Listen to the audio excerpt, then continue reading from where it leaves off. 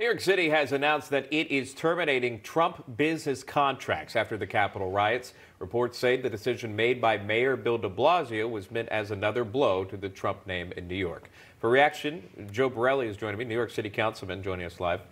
Good to see you, Joe. There's a lot to break apart with this. De Blasio's motivation, what this does for the city of New York, but what does this mean for the Trump organization moving forward? And would this be a permanent thing? Well, that's actually the funny thing. So the Trump organization, as far as we can tell, has 4 contracts with the city of New York. 3 of those 4 contracts are already set to expire sometime early this year. So for 3 out of 4 of these things, this is just an excuse for Mayor de Blasio to do some virtue signaling, and these contracts will expire per the terms of the contracts themselves. Now, for the other one, for the 4th one, is a golf course in the Bronx, and this contract is set to expire in 2032. And this is where the de Blasio administration is going to run into some problems, because this is a place that employs over 400 people. And if you think about it, I mean, Donald Trump himself doesn't actually run the Trump organization. So this probably won't have any actual effect on anyone named Donald Trump. It will have a lot of effects on the folks that just work there, whether they're caddies or janitors or waiters or bartenders or the guy who cuts the grass. And it's unfortunate that we have a lame duck mayor like Mayor de Blasio using this as just a silly, silly virtue signaling thing to do on his way out. What about the Trump residences and hotels in New York City as far as those towers are concerned? Does this have any impact on that?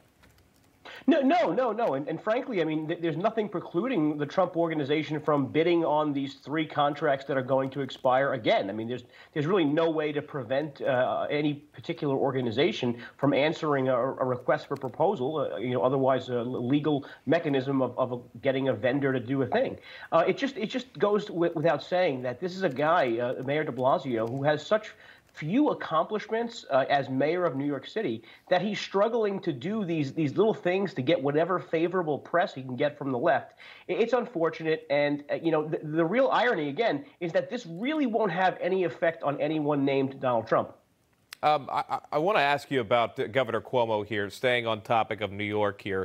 He changed his stance on the lockdowns, and he sent this tweet out. He says, "We cannot say close until the vaccine hits critical mass. The cost is too high. We'll have nothing left to reopen. We must reopen the economy, but we must do it smartly and safely," end quote. It seems as a bit of a shift now, and there's no science that's backing the shift. Anyone can point that out to you. Why this shift, and why now? It actually makes no sense. I mean, first of all, let me say this. It's good for business owners. It's good for struggling New Yorkers that finally the governor has listened. But the governor picked a day when cases are rising, and the situation is actually worse than it was over the summer when countless people have told him then to reopen restaurants, to reopen indoor dining, to reopen all sorts of businesses. It's amazing that this is someone who dug his heels in stronger than most governors of every state. And now we have almost nothing to show for it. I mean, again, our cases are rising well beyond the rates in Florida, well beyond the rates in most other states that have reopened. And it took him this long. I mean, New York didn't open its indoor dining until September 29th or 30th. I mean, it was literally months after our curve was flattened. And now we're faced with this prospect where he's right. I mean, we may not have businesses to open up. Yeah, and it's very apparent, especially in the city. You can see it. Joe Borelli, thank you for your time. It's good to see you. Thank you. You got it. Newsmax TV is now America's fastest growing cable news channel. We give you the real news you need. So subscribe to our YouTube channel and give us a thumbs up. If you like this video, share it with your friends. Newsmax TV streams live on YouTube for free. Newsmax TV, real news for real people.